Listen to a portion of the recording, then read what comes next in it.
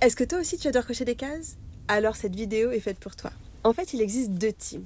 La première team, c'est la team performance. Crois-moi, celle-là, je la connais, je la maîtrise totalement.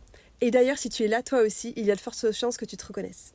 C'est la team qui coche des cases, qui optimise son temps, son organisation, qui anticipe tout pour que tout soit géré et optimisé au mieux. C'est vraiment génial d'être productive et de sentir cette satisfaction de l'optimisation. C'est même grisant. Le problème, c'est que dans l'excès, ça peut être addictif et on peut tomber dans l'épuisement, voire le syndrome de Wonder Woman. Ça, j'y reviendrai une autre fois.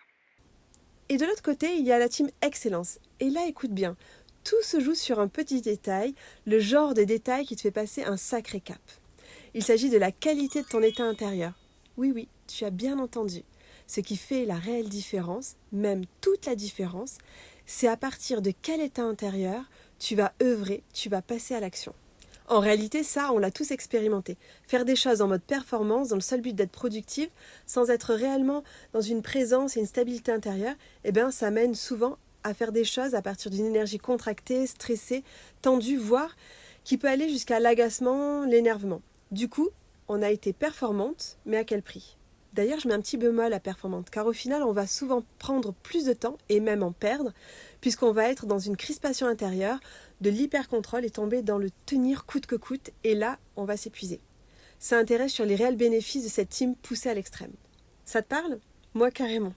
La team excellence, quant à elle, ne fait pas disparaître les challenges et les difficultés comme par magie, mais ça permet de les envisager différemment, ils deviennent gérables, surmontables, ils font comme partie du jeu. Ça peut même devenir fun d'avoir des challenges. Imagine une partie de Super Mario sans obstacle ou défi à relever. On se ferait littéralement chier, on est d'accord? Alors la véritable question que je t'invite à te poser, c'est pas dans le faire, dans comment cocher toutes les listes, ça tu gères grave, mais à la place, quand je fais les choses, à partir de quel état intérieur je le fais? Avec quelle intention j'interagis avec les autres, je communique, je passe à l'action. La team performance est géniale car c'est grâce à ça que tu en es là dans ta vie aujourd'hui.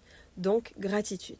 Mais peut-être que tu as l'impression que ta vie ou ta création appelle un autre niveau de justesse intérieure. Petite parenthèse, pour moi, qu'on crée sa vie en tant que femme souveraine ou bien une œuvre en tant qu'artiste, clairement, cela doit partir du même espace stable et authentique, ta souveraineté intérieure. Donc, je reviens à ce que je disais. Peut-être que tu as l'impression que ta vie ou ta création appelle un autre niveau de justesse intérieure. Il ne s'agit pas ici de changement ou de révolution, ni même d'une meilleure version de toi. Oh berk, quelle idée!